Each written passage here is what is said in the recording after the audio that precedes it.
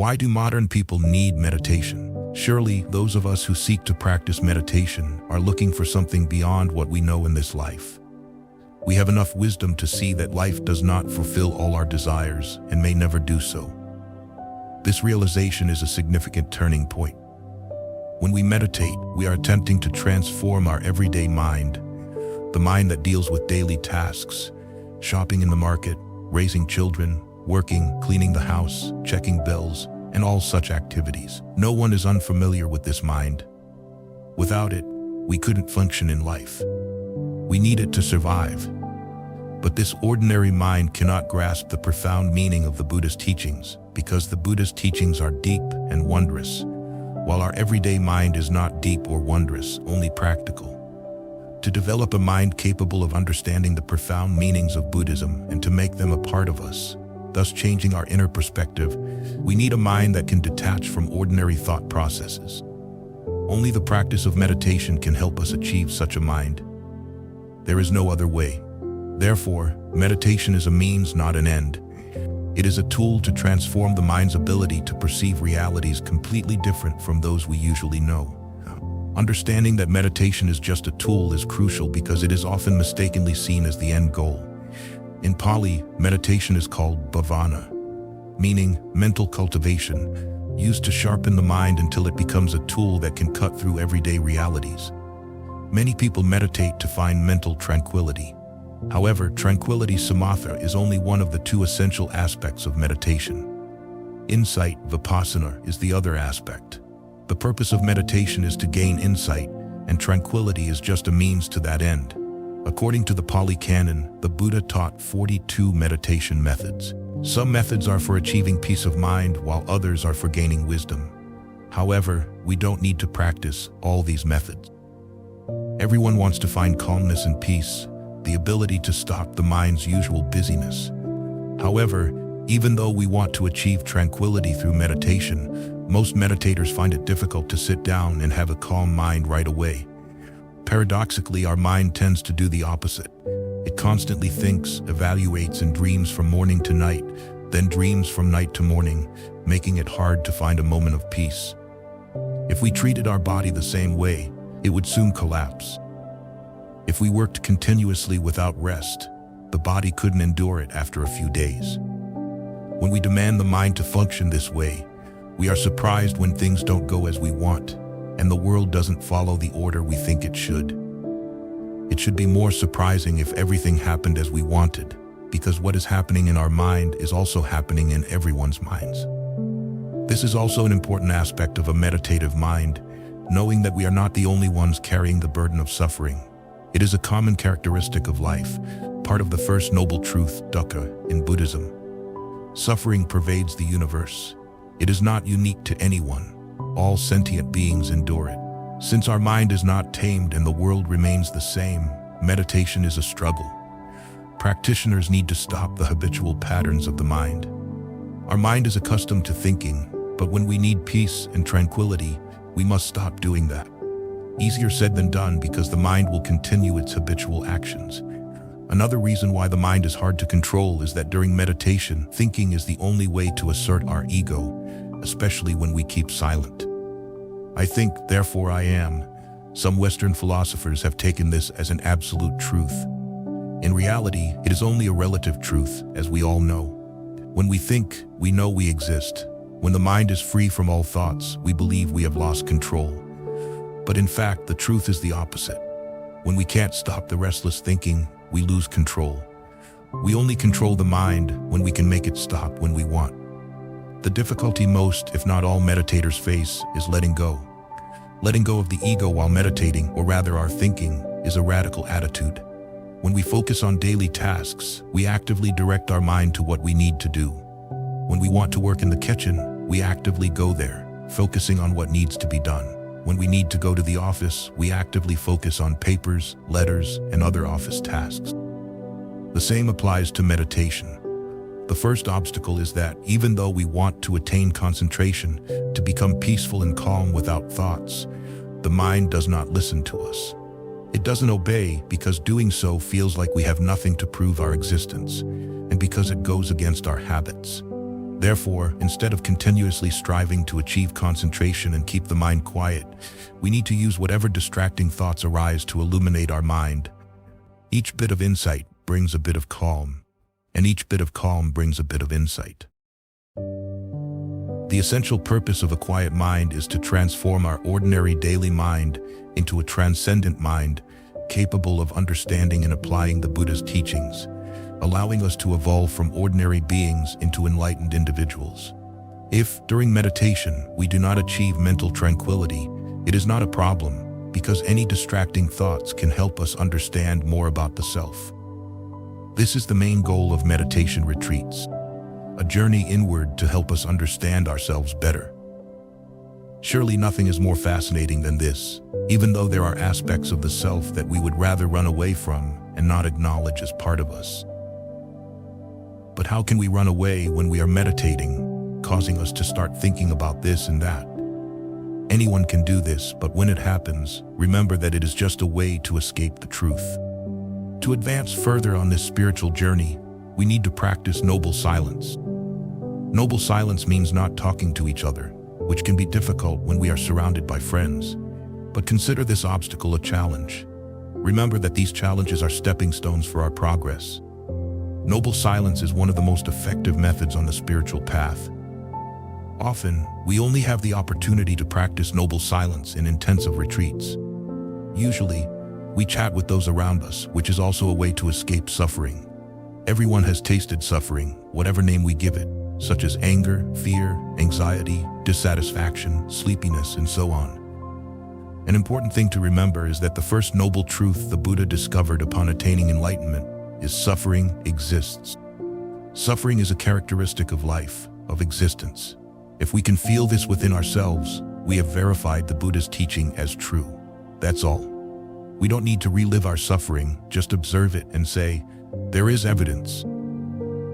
There are countless things that can cause us suffering, but just remembering this first noble truth, suffering exists, and saying, yes, that is exactly what the Buddha taught.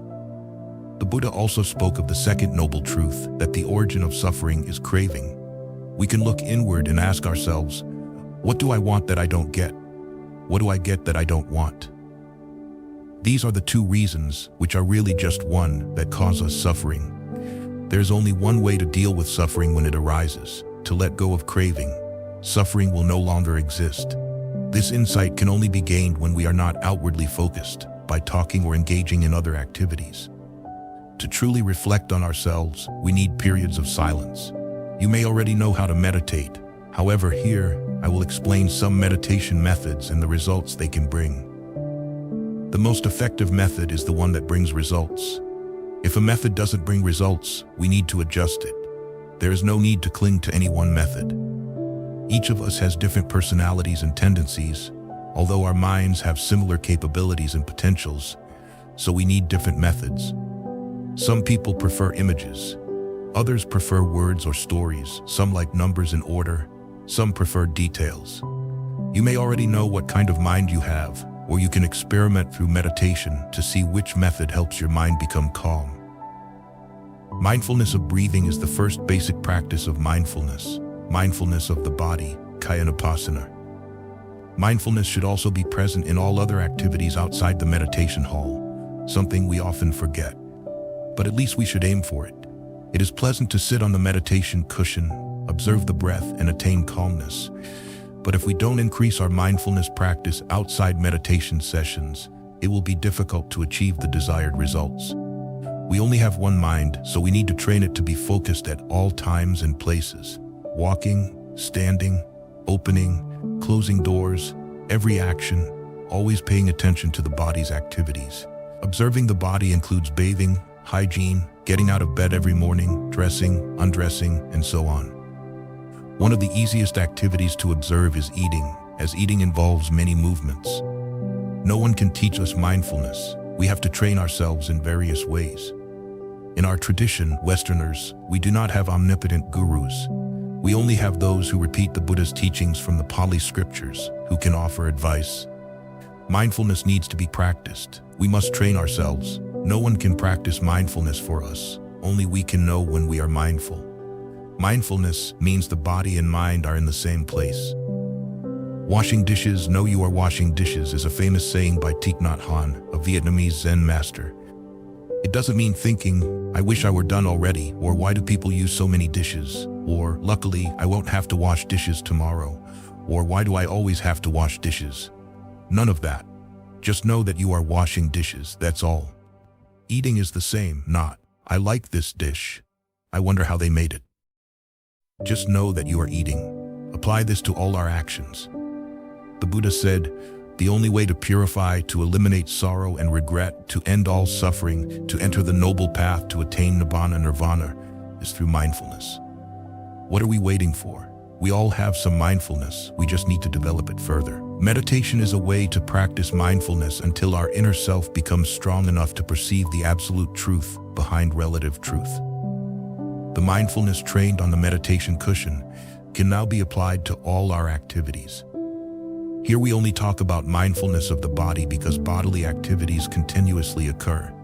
Since the body can be touched and seen, it is easier to bring the body and mind together in one place rather than letting the mind wander while the body does something else.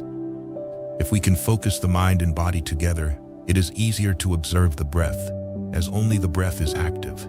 We are breathing in and out, nothing else. Everything else is secondary.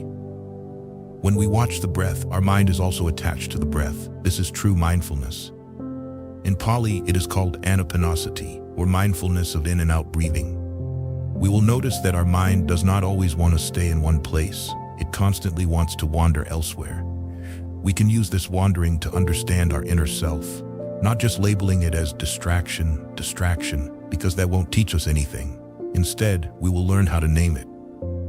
We might say past, future, or nonsense. The latter might be most appropriate for many thoughts. We can also say desire, daydreaming, or planning. Planning is common because we often think we are not achieving anything while meditating, so we use the time to plan future tasks. Whatever label comes to mind, use it. There's no need to find an exact name, as that will lead to more thoughts.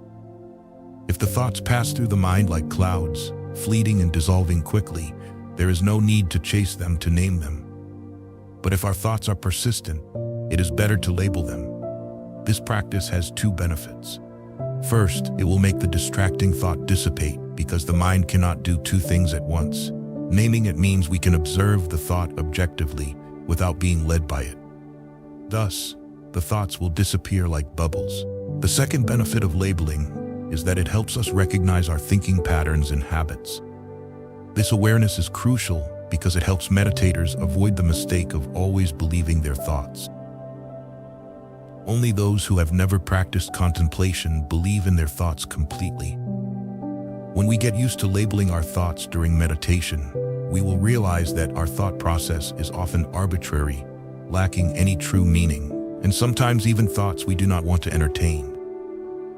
Gaining insight into our thoughts during meditation helps us let go of useless thoughts, making our lives less stressful. If we can let go of distracting thoughts by naming them while meditating, we can do the same in daily life. Otherwise, our meditation practice is meaningless. We are merely sitting to make our knees swell without any beneficial results. We need to apply what we achieve during meditation to our daily lives.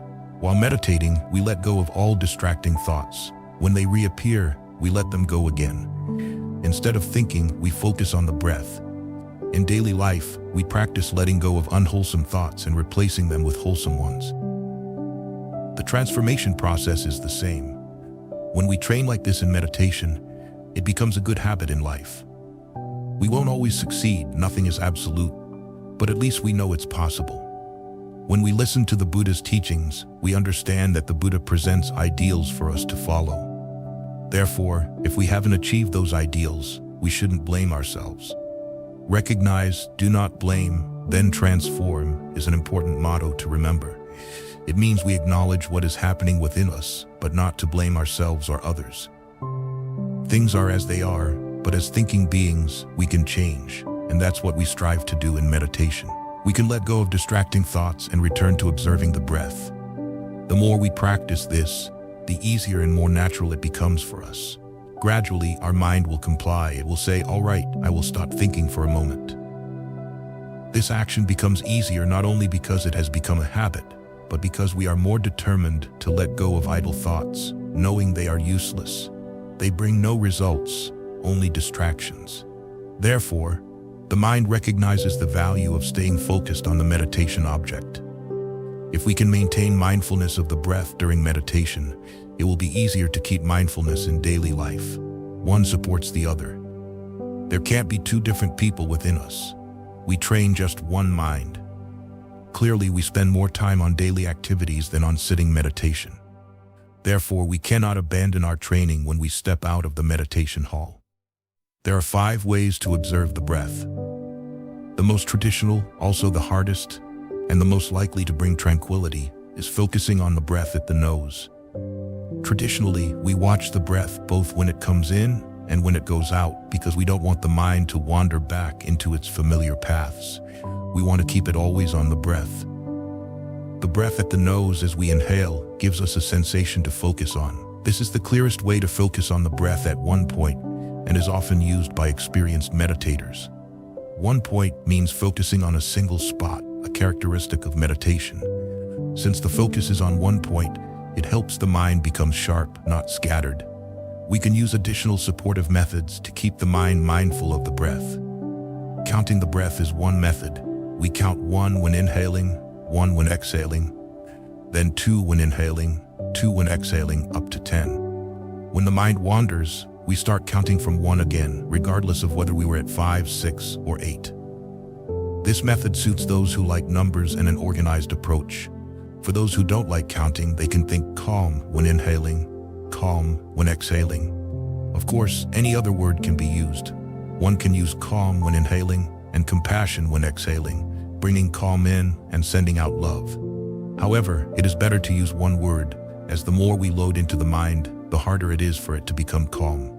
If we can keep our focus on calm when inhaling to fill ourselves with calm and exhale calm. This method is suitable for those who like to use words. If one doesn't like numbers or words, they can use images. Imagine a cloud entering when inhaling and leaving when exhaling, enveloping us. Some people visualize a small cloud coming in and a larger cloud going out.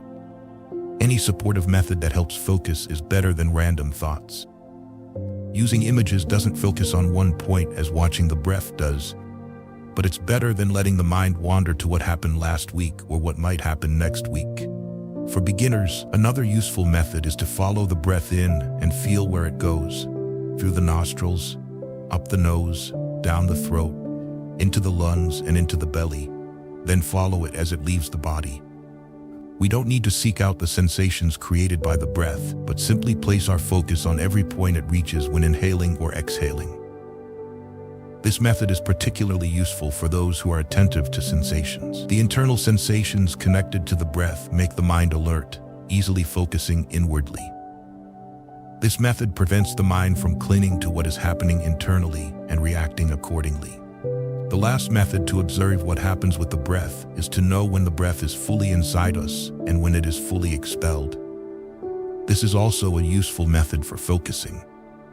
We have discussed 5 methods of using the breath during meditation. However, only use one method at a time. Choose whichever method feels most comfortable for you when meditating. If that method does not help you focus, use another method in the next session. Don't switch methods during a single meditation session. If our mind keeps wandering, consider the impermanence of each breath. The ordinary mind likes to think about various things, so at least direct it toward more beneficial thoughts. Not just any topic the mind likes, but observing how each breath comes and goes, always changing, and how our lives depend on this continuous in and out breathing. Without continuous in and out breaths, we would not survive. If we cling to just the in-breath or out-breath for a few minutes, we would die. This essential inner knowledge helps us connect the mind to the impermanent nature of every human being, especially ourselves. If the mind has been trained to follow the breath, then keep it there. But if the mind keeps wandering, direct it towards the impermanence of the breath. This focus helps us think. If our life relies on in and out breathing, what else within us comes and goes? This reflection will guide the mind inward and make it easier to settle on the breath. All of us desire moments of peace and tranquility, and we deserve such moments. Otherwise, meditation would become a monotonous chore rather than something enjoyable. However, we need spiritual guidance, especially for Westerners. From kindergarten, we are trained to study, research, and think.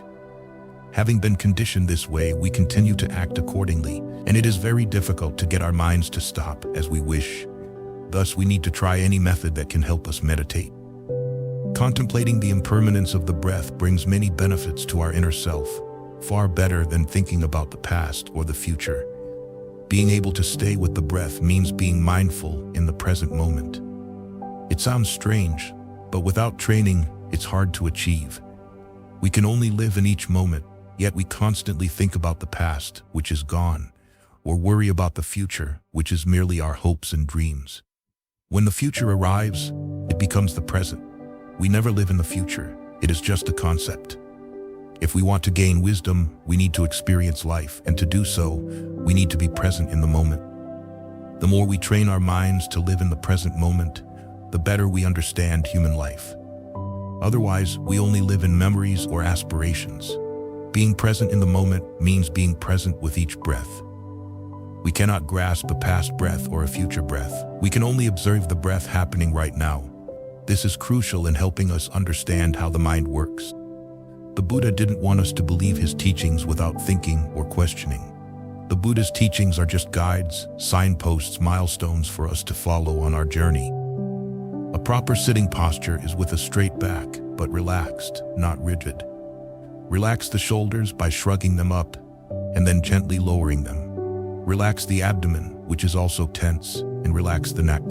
Sit in a position that you can maintain for some time. Hands can rest on the knees, palms up or down, or in the lap, one hand on top of the other.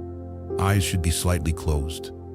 If feeling sleepy, open your eyes and look at something bright, or move your body slightly to help blood circulation, then close your eyes again. Pain and discomfort can be seen as ways to gain wisdom. Pain and discomfort teach us two important lessons. When physical pain arises, our first reaction is, I don't want to endure this discomfort. This is how we react in life, and it's why we remain stuck in the cycle of birth and death, samsara. We want to escape discomfort but cling to pleasant feelings, which is impossible. In this struggle, no one wins. The sooner we realize that this is not the wise way to face suffering, the easier it will be to deal with discomfort in daily life. We need to recognize that the pain arising in the body during meditation to some extent is similar. When the knee touches the cushion or the left foot rests on the thigh, wherever there is pain, there is contact. All sensory contact brings feelings. Enlightened beings also experience one of three feelings: suffering, pleasure, or neutral, neither pleasant nor unpleasant. However, we often consider neutral feelings as pleasant because they don't bring discomfort. Thus, we mostly deal with pleasant or unpleasant feelings. Almost every waking moment, we are concerned with these. Due to contact, feelings arise, leading to perceptions that this hurts or this is not good. For example, upon perceiving pain, the mind immediately reacts instinctively, creating karma. I don't like this. I want to stop the pain. I need to move. This is dangerous. My blood isn't circulating, or thoughts like these. Mental formations, sankhara, are also karmic formations. Karma arises first from intention, then speech, and finally action. When we intend, we partly create bad karma through negative thoughts arising in the mind. However, this is not serious because these intentions arise from uncontrolled instinctive tendencies of beings. But if we want to transform them, like the ordinary mind, we must transform instinctive reactions.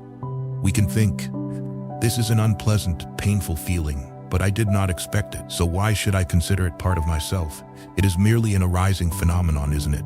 Here we train the mind to be non-attached, letting go of unpleasant feelings and returning to the meditation object. Anyone can do this for a limited time. How limited depends on the individual. When another discomfort arises, we repeat the above thought process. We also need to recognize that the body always has suffering. If we don't accept this truth, we will suffer more. Not resisting suffering, not wishing for change, we avoid creating additional tension and distress. However, at some point, when the mind says, enough, I can't endure this pain any longer, We will gently, slowly shift our position to avoid disturbing others meditating nearby or making ourselves restless with the thought that we have given in to the pain. That's okay. We often have to yield to our feelings, but here, at least we recognize them. We know we yield because of discomfort. Conversely, if we can let pain be just a sensation without reacting, we have won over ourselves. This is significant inner progress. There is no benefit in sitting there gritting our teeth thinking, I will continue sitting even if I die, or I will show everyone that I can endure. This attitude is full of anger, not wisdom. In life, we have all experienced suffering, dukkha, but now recognizing our reactions to it will help our inner progress. This is a useful way to deal with physical pain. Another method to deal with unpleasant feelings is to use them as an object of contemplation, keeping them in the mind. This approach only works if we don't resent those feelings. Otherwise, the mind will immediately react. Persistently focusing on unpleasant feelings will help us see their changing nature. It is possible that the pain will completely disappear. In summary, we can either return to mindfulness on the breath by letting go of feelings, or use the feelings as a meditation object. Sometimes we might succumb to them. If the weather permits, we can do walking meditation outside. Walking meditation also brings many benefits. First, it helps the body move after sitting meditation. It also helps the mind maintain mindfulness during an activity we do daily. We walk many times in our lives, so if we can focus and be mindful during walking meditation, it will be easier to apply this mindfulness in our daily activities. Basic walking meditation is similar to sitting meditation, keeping the mind on the in and out breath. It helps the mind stay on physical movements, the body. When sitting, we focus on the movement of the breath. In walking meditation, we focus on the movement of the feet. Both methods help us find peace and clarity in the mind. Choose a path, maybe about 25 steps long. Mark it with a stone, a bush, or anything. Avoid bumping into others, as it will disturb both. Walk parallel to others or find a spot without anyone. Look down, because looking around distracts us with the scenery, noticing trees, grass, birds, and flowers more than our steps. We can focus on 3 movements or 6 movements of the foot. 3 movements include lifting the foot, moving it forward, and placing it down. Only when one foot is fully down does the other foot start to lift, making our steps slower than usual, ensuring we don't perform 2 actions at once. Normally, when one foot touches the ground, the other is already lifting. The length of the step varies with each person, whatever is comfortable. In the 3-movement process, we can pay attention to each movement or silently count 1, 2, 3 while observing each action. Or we can say, lift, move, place to help focus. If the mind starts to wander, stop and stand still for a moment. Again, naming thoughts is helpful. If thinking becomes too scattered, standing still also helps the mind let go of those thoughts. It doesn't matter how many times we stop. There is no judgment here. There is only awareness. No judgment of oneself or others. Simply recognizing what is happening within us. Mindfulness is just knowing, awareness. So if we know what is happening, we can name our thoughts as we did while sitting or standing still to help regain focus. We can also use the movement of 6 actions. First, lift the heel, then the entire foot, lift the leg, move it forward, then place the heel and the foot down.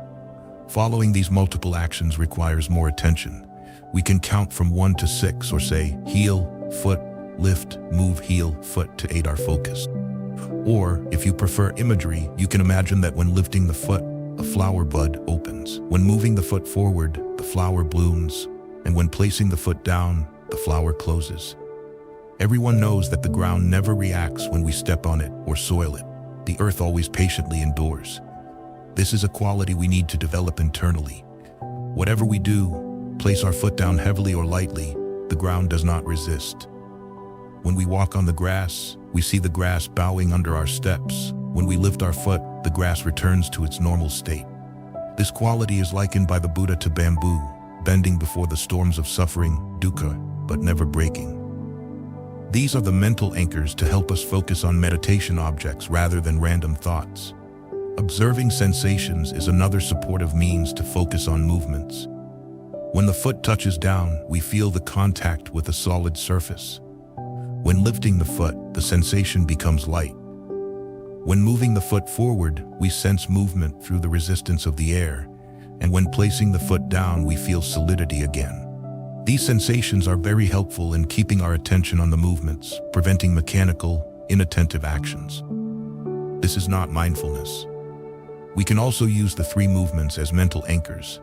Just as we can perceive that the breath always changes, thus sustaining our life, so it is with the movements of the feet, always changing, continuously. We can only use our body because of this inherent characteristic of constant change, clearly illustrating one of the three characteristics of all existence, impermanence. This awareness leads to insight, while continuously focusing on the meditation object helps stabilize the mind. Both need to be practiced in parallel. The power of meditation. We must understand that meditation in general is merely a means to reach the final goal, not an end in itself. This is even more true for the jhana states of meditation. During the Buddha's time, meditation was already prevalent in India. However, the Buddha's significant contribution was his realization that meditation alone was not sufficient. At that time, as well as now, many believed that achieving the 8 jhana states meant the completion of their spiritual practice, considering themselves enlightened beings. The Buddha himself mastered these jhana states during his 6 years of study with his 2 teachers. Yet he realized that he had not reached the ultimate goal and could not find a teacher to guide him to enlightenment. It is said that all Buddhas attain enlightenment on their own, using similar means. It is crucial not to mistake the attainment of a calm and serene mind as unnecessary, because enlightenment is the ultimate goal.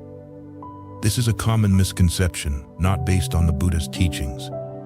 Throughout the sutras, the Buddha emphasizes the gradual practice from a polluted state to nirvana. The jhana states are part of this path, necessary tools to achieve the goal, as they help the mind concentrate and stay focused.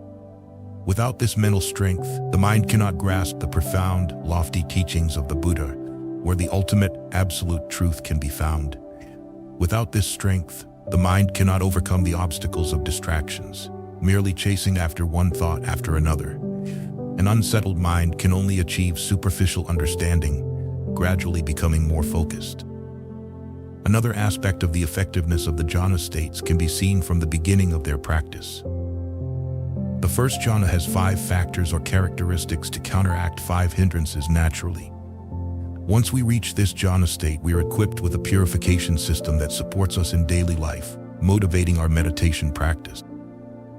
The 5 hindrances mentioned by the Buddha are obstacles for all beings. None of us are exempt, and we can only eliminate them step by step. The first meditation factor can occur in any meditation session, whether achieving jhana or not. In Pali, it is called vitakka, which means initial application or directing the mind to the meditation object. Whether successful or not, vitakka arises whenever we attempt to meditate. This mental factor counters the third hindrance, sloth and torpor. When hindered by sloth, the mind becomes sluggish and not alert enough to focus on the meditation object. The more we can focus on the meditation object, the easier it is to counteract sloth. A mind lacking clarity also causes physical lethargy. Here, we discuss the mind's sluggishness during meditation. The mind says, "I'll practice later, I'll meditate tomorrow. It's not that important. I'm tired today. I don't want to be disturbed." I don't know if it's useful, finding every excuse to avoid meditation. The mind easily falls into habits, which are hard to break. Developing new habits is necessary to motivate us, but not too harshly or leniently. Balance is crucial, and only we know where our balance lies. If vitakka does not lead to vikara, the mind becomes restless. This often happens in meditation when the mind is not truly settled and lacks a stable focus.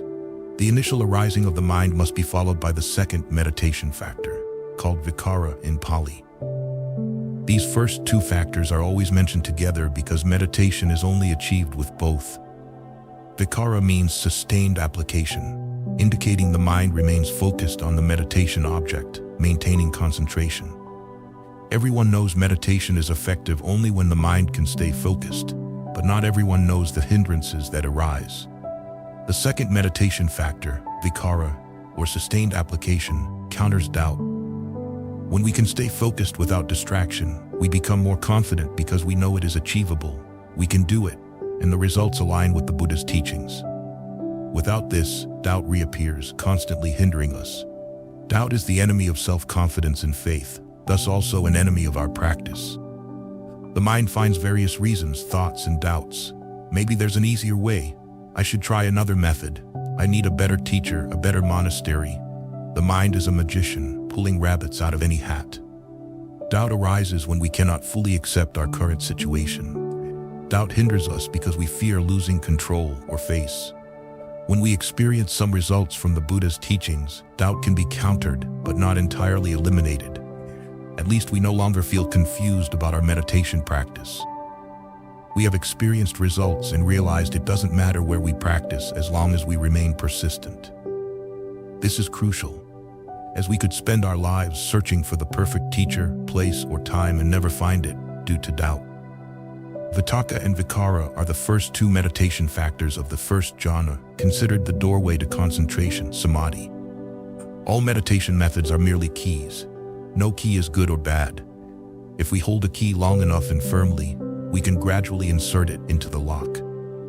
Unlocking the lock opens the door, leading us into a house with 8 rooms. Entering the threshold with the power of the first 2 factors, we can enter the first room. With continued practice, we no longer need the key, as the door remains open. Achieving the jhana states opens the mind, making it flexible, pliable, and easy to develop. However, if we stop and do not continue practicing, the mind reverts to its old limited state. This can be compared to yoga practice. Persistent stretching makes touching toes easy because the muscles and ligaments become flexible. If we stop practicing for 6 months or more, we must start again, as the muscles have become stiff again. Expanding the mind, making it flexible, pliable, and open, is essential for comprehending all teachings. When the mind is limited and narrow, although we can still live and overcome difficulties, we can only understand the Dharma through our limited perspective. This is natural. The Buddha's path always includes learning and practice. We must know the direction, but we must also practice to achieve an open mind. Only through practice can we gain an inner vision of a reality entirely different from the one we are accustomed to. The third factor of the first jhana, which arises after treading, is called piti in Pali, translated as rapture in English. It is a profound physical sensation that often surprises meditators, as they do not know how to react to it. The development of meditation in this direction is entirely natural. Our mind always seeks freedom from distractions and desires peace and tranquility, which is often the reason we begin to meditate. Generally, is there any other reason? Almost never, apart from wanting to escape past issues, avoid future worries, or replace present concerns with peace and serenity. The mind not only wishes for this, but recognizes it as the path it must follow. All minds have the potential to achieve complete peace and tranquility. The issue lies in application and determination. If we can practice with persistence, there is no reason we cannot follow this path. It is a natural progression for the mind of all beings. The sensation of rapture is a physical experience, but at that moment, our attention is not on the body as we think, but on the sensation. What actually happens during meditation is this. When the meditator has focused on the breath and maintained concentration, the nature of the breath also changes. It becomes increasingly subtle because the mind is concentrated at one point, controlled from within. It no longer chases external distractions, only focusing on the breath.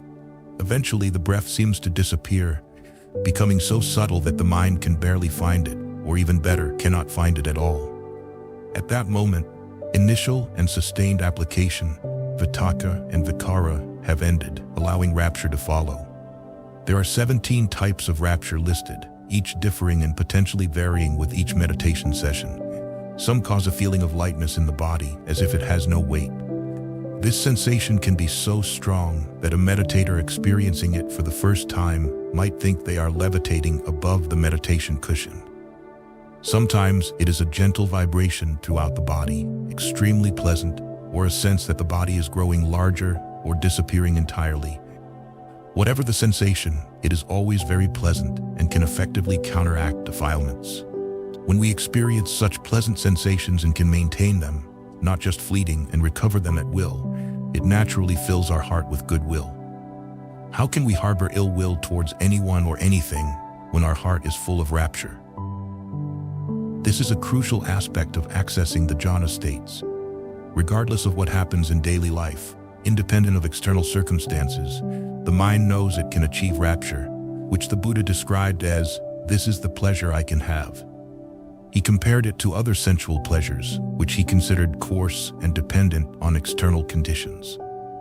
When our pleasure depends on sensory contact, we become victims of external conditions. Here, perhaps for the first time, we control our own situation. We no longer depend on external conditions. All we need is the condition of internal concentration. Though still within the realm of conditionality, we become somewhat independent of what happens around us. Although defilements may still arise within us, we know we can return to a place the mind considers home. This can be compared to having a house to shelter us.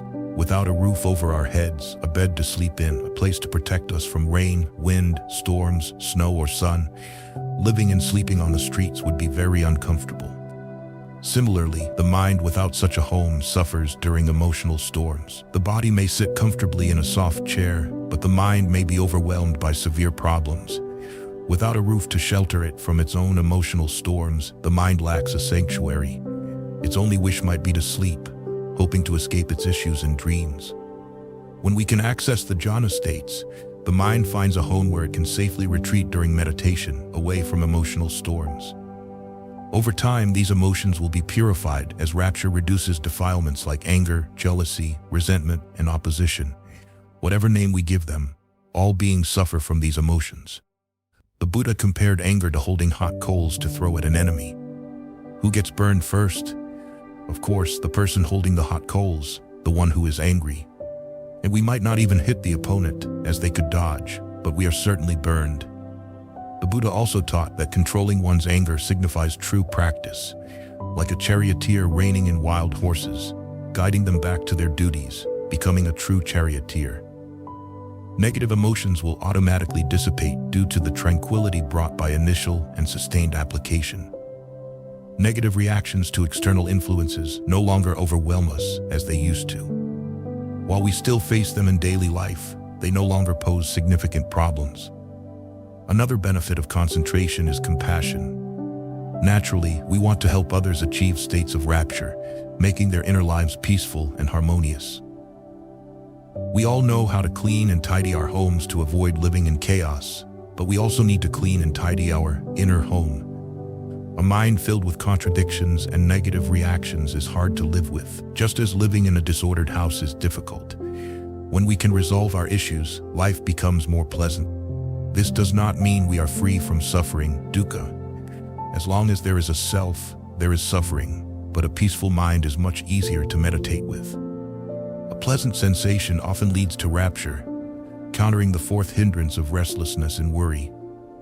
If we feel truly happy at this moment, we cannot simultaneously feel anxious or worry about the future. A significant outcome of this meditative state is that we no longer seek happiness outside, realizing that happiness depends on our efforts. Worrying about the future is futile, as the person worrying will change and not be the same person facing the future. Even a little contemplation of impermanence makes this clear. Continuity can disguise the impermanent nature of all phenomena, but it cannot change this truth. We always mistakenly believe we are fixed entities. Restlessness ceases because once we find happiness called rapture, we no longer seek anything else, eliminating restlessness and worry. Where can we find anything better? When happiness is within reach, we are not restless wherever we are, as we are not yet satisfied. But when we find inner happiness, it no longer matters where we are. The peace brought by initial pleasant sensations removes restlessness during meditation. However, this does not mean the hindrances are eradicated. They are only temporarily absent during meditation. We can view this as follows. If we have a garden full of weeds and let them grow unchecked, they consume all the nutrients in the soil, overshadowing and depriving other plants of sunlight and water. If the weed roots are deeply embedded, as many weeds are, we cannot uproot them entirely, but can cut them down. After being cut, they weaken, no longer depleting soil nutrients or overshadowing beneficial plants. This is what happens in meditation. We cannot uproot the hindrances, but we can cut them down. By repeatedly cutting them down, they weaken and shrink until uprooting them becomes manageable. However, this requires daily practice. As all gardeners know, weeds grow more easily than flowers or vegetables, and constant vigilance is essential, whether in a real garden or our mental garden. The fifth factor of the first jhana is one-pointedness. With one-pointedness, we can maintain concentration. One-pointedness counters our desire for sensual pleasures. Fortunately, the mind cannot do two things at once. When we are completely focused, entirely at ease in rapture, we no longer desire anything else. Even physical pain becomes irrelevant, as it is not the focus of attention, and the meditator does not seek more comfort. We do not seek other pleasant sensations through the senses because we are experiencing an unprecedented inner peace.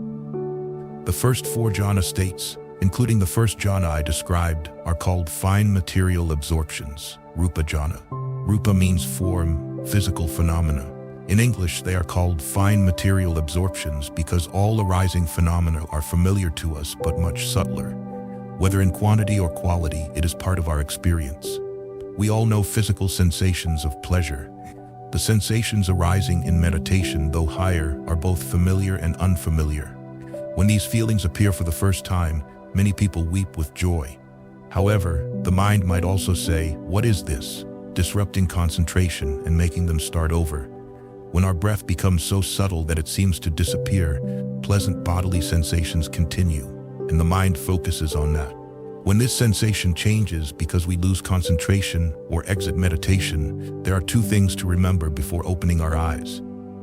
We have experienced impermanence, even with the most pleasant feelings. We do not object to experiencing the impermanence of unpleasant sensations, but we regret the passing of pleasant ones. Yet both are impermanent. As we progress, we see that recognizing and observing the decay of these pleasant feelings is crucial. Observing the decay of a meditative experience brings us closer to wisdom. First, we notice the arising and passing away.